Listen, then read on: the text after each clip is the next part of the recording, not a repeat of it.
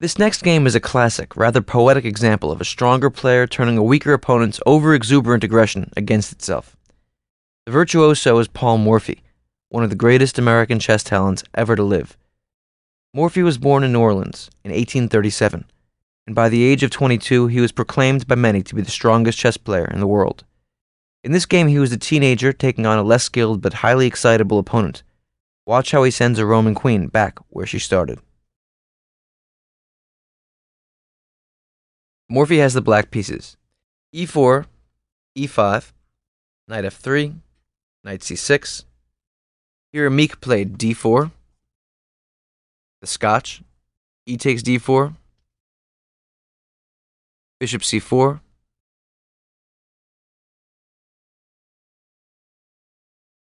Morphy played bishop c5, and here Meek played the move knight g5, attacking the f7 pawn. Morphy defended with knight h6, and knight takes f7. So right away we can see that Meek is an aggressive guy. He wants to go right at it. His idea is setting up a fork, which is what happened after knight takes f7. Bishop takes f7. King takes f7. You see White's move here? You have a fork. Do you see a way to attack both the king and another piece? Meek played queen h5 check. Good. g6, and queen takes c5. So here the material is even. Morphy, remember, took a pawn early in the game. Meek has done this combination to win back the pawn, and we have a situation where Black's king is somewhat exposed, White's queen is somewhat exposed. It's on c5, and those of you who have seen the film Searching for Bobby Fischer know the idea you don't want to bring out the queen too early.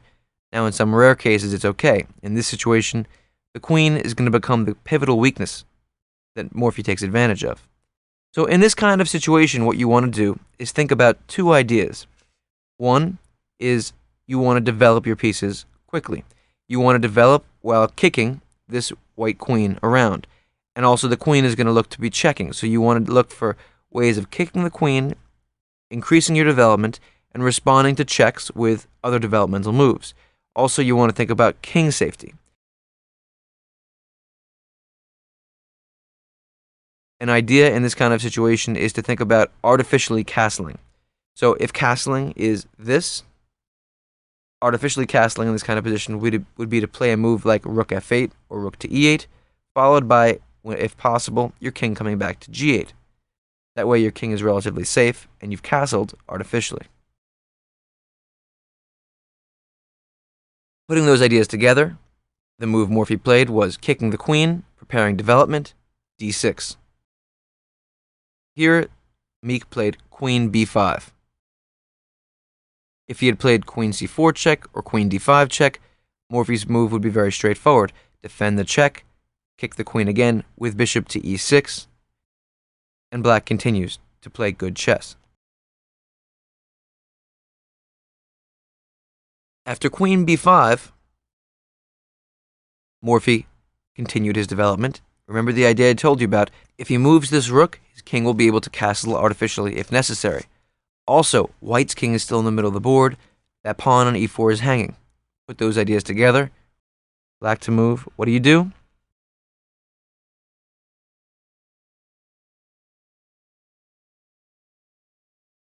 Excellent. Rook e8. Attacking the e4 pawn, developing the rook. Perfect. Now, the truth of the matter is that this is one of those moments that White should have realized, okay, I'm getting into a little bit of trouble here. Black has his rook in the game, his knight in the game, his bishop and queen are getting ready to jump into the game. I better get my king to safety fast. Here, if White had castled, he might have been okay. He could have tried to regroup and play a chess game. But once again, we see a player caught up in his momentum, caught up in his exuberance, trying to make everything work, even when it's obviously not working. Queen b3 check. Yet another queen move. Now, what do?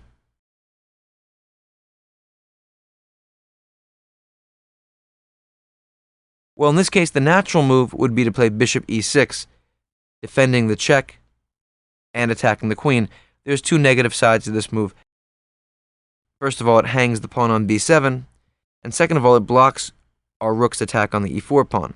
So that's not the right move. Now, we are attacking this pawn on e4. The ideal response to an opponent's aggressive move, a check or a threat, is to simultaneously defend against that attack and make a move which helps our counterattacking idea. The e4 pawn is a weakness. We're under check. Is there a way to get out of the check and increase the attack eventually on that e4 pawn? d5, an excellent move. Once again, blocking the threat. If queen takes d5, notice, of course, that after queen takes d5, white can't recapture because that pawn is pinned to the king. So now we've stopped the check. We're on that e4 pawn again. Black can play rook takes e4, next move. Here, once again, white should have realized, I'm getting into big trouble here. Get my king to safety, cut my losses, try to defend. He should have castled. Bring his bishop and knight into the game. Maybe he can survive. But no. Meek played f3, trying to hold everything together. And now Morphy went after him. Notice, we want to play the move d takes e4. We can't play that move because of a very simple reason. The white queen on b3 is pinning the pawn on d5. So the question next logically is, how do we get rid of that queen? No problem. Attack the queen, free up our d5 pawn, open up the center, and go after the white king. That's our plan. Black to move. What should you do? Knight a5. Very good. Attacking the white queen. When the queen moves, the e4 pawn is going to go. Here, he played queen d3, defending that pawn. Again, he's trying to hold everything up in the air. Here, Morphy played d takes e4, f takes e4, and now, white got aggressive. He started early. He played a combination. His queen has been jumping all over the board. Now his king is stuck in the middle. It's opening up. Black to play. You have a good fork here. What's your best move?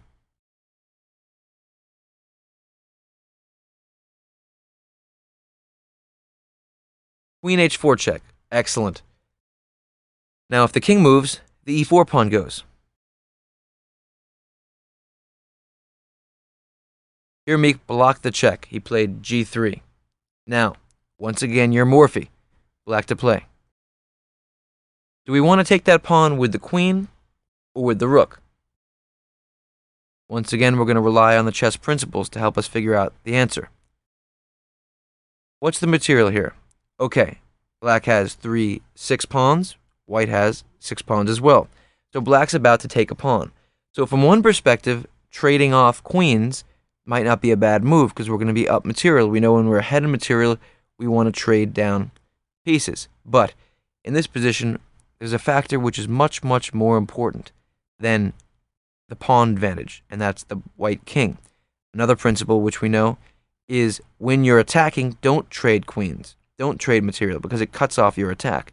In this situation, white is in desperate straits. We have all the development. All of our pieces are ready to leap into the game.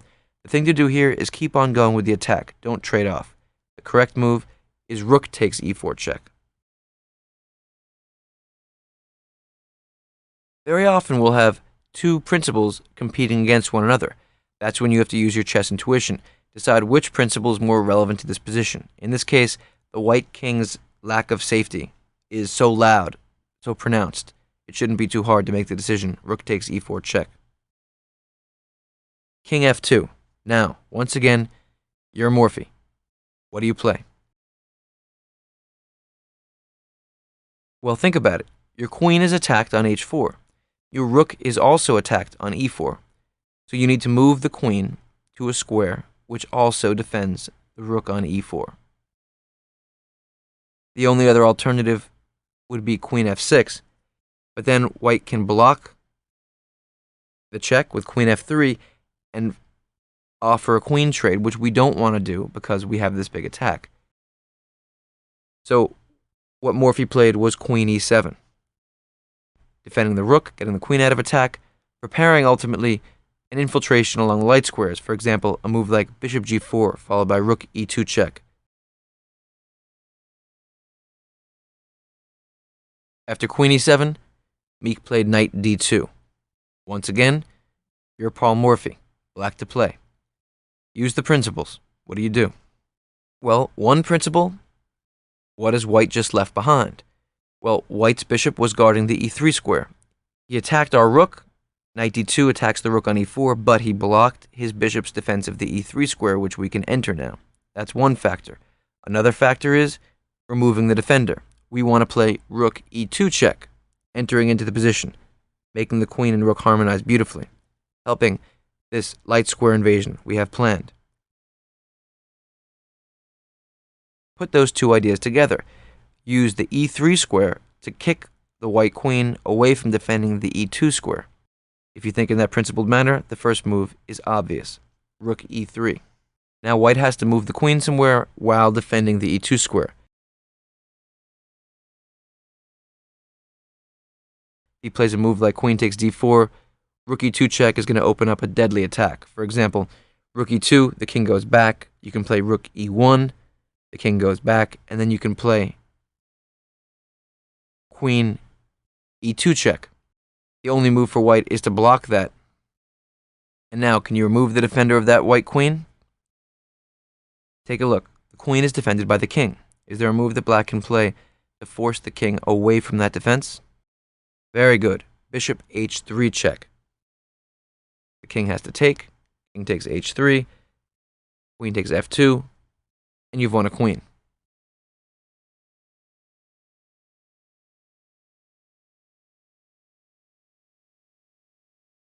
So here Meek made a move that gets out of the attack of the rook and defends the e2 square, which is absolutely necessary. He plays queen b5. Now continue your attack in a principled manner. We want that e2 square. Can you kick the white queen away again? c6, a simple move. a6 or bishop d7 would have done a similar thing. No problem.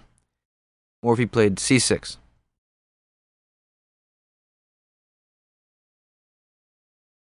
Now, Meek played the move queen to f1. Once again, we see if queen takes a5, black can win by force. What do you do here? Rook e2 check. King f1. If king g1, we can play queen e3 check. And after king f1, bring another piece into the game. Bishop to h3 check. King g1. And now mate in 1. Queen e3, checkmate. Good job. So here, queen to f1. The only square that maintains defense of that critical e2 square. Now, once again, you're Morphy. Black to move. You know the critical themes of the position. We've been talking about it so far. Your move, what do? Well, think about it. We need to take away the queen's defense of the e2 square. How do you do it?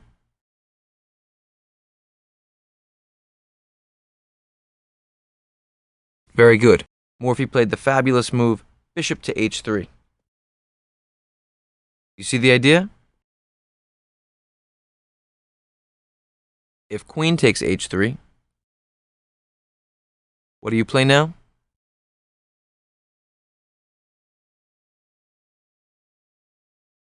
Absolutely. Rook e2 check. King g1. Now what? Right. Queen e3 check. And after king f1, do you see mate in 1 here?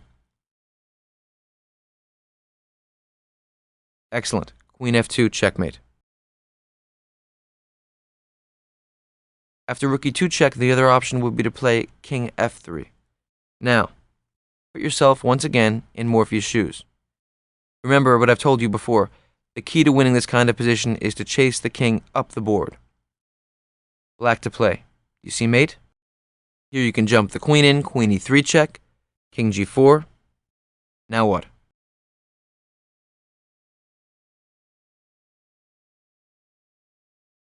There you go, h5 check is fine. And after king h4, do you see checkmate? Very good. Queen e7 is checkmate in one move. So returning to this position, after bishop h3, this poor white queen has been chased all over the board. It cannot give up the defense of the e2 square. Can't play queen takes h3 because of forced mate. The only move to maintain control of the e2 square is queen d1. And now think about that poor queen. She's moved 8 times all over the board, and she ends up on the exact same square as she started.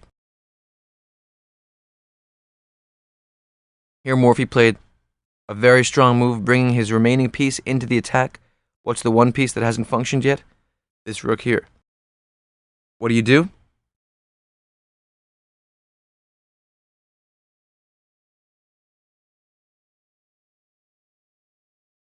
No, that's not the best move. Try again. Rook to f8. Beautiful. Rook e8 is also tempting. That's fine. Preparing rook e2 check. It would have been winning as well. Morphy played rook f8, and after knight f3, here Morphy ended with an artistic flair. Black to move. What would you play?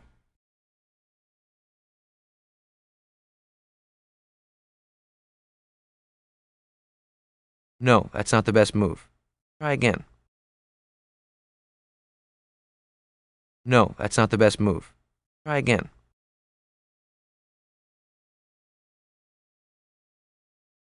No, that's not the best move. Try again.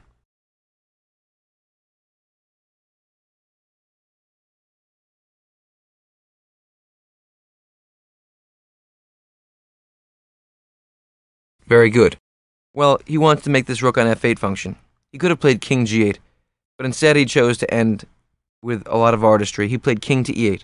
The king returns to his original square after the white queen has been forced to return to her original square, and here white was forced to resign. It's all over. Of course, after bishop takes e3, this is checkmate. The f3 knight can't be defended anymore. If white wants to, he can pile up on it again. There's nothing for white to do here. It's all over. So white began this game with a bang, playing for a combination, ripping his queen into the battle. But Morphy calmly refuted his opponent's attacking ideas while building his counterattack and kicking the queen all over the board. Eventually, after moving 8 times, the poor white queen is forced back to her starting square, the perfect example of unsound aggression being turned back upon itself.